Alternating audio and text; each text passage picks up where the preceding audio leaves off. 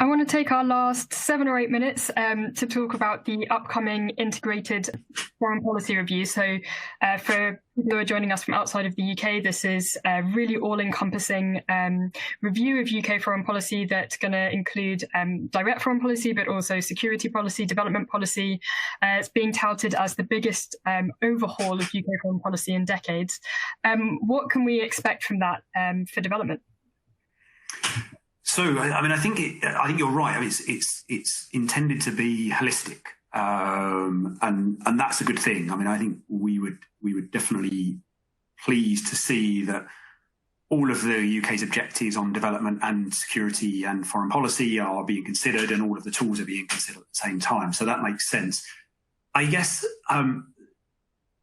both the sort of foreign policy community and the development community were looking to see whether it would really be comprehensive. And little notice to the UK budget announced that just a few weeks ago that actually it would be concluded in July alongside the spending review.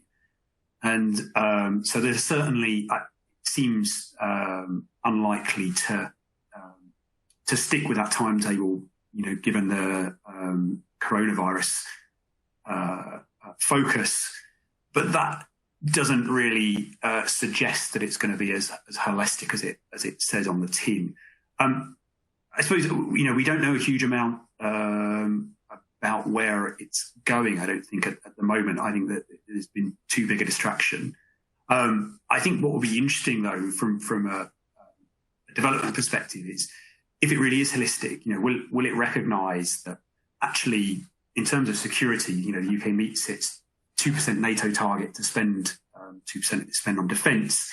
But actually, if you look at the number of war-related deaths over quite a long period, we're actually in a period of a relatively benign period. So even if you look at terrorist attacks and terrorist deaths, they are very concentrated, in that band of the world.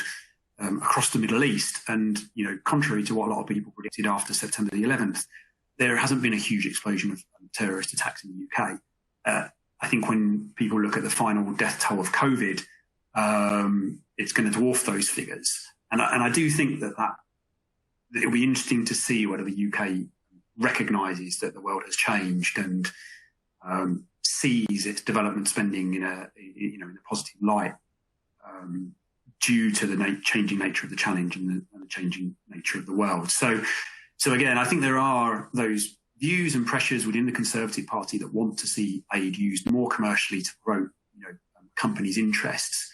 I think that the development community should continue to make the case that it does, that actually use of money for addressing poverty, and then the root causes of terrorism and instability and security, is absolutely right, and that the UK's reputation and effectiveness in the international system is a clear strength and one that we should build on.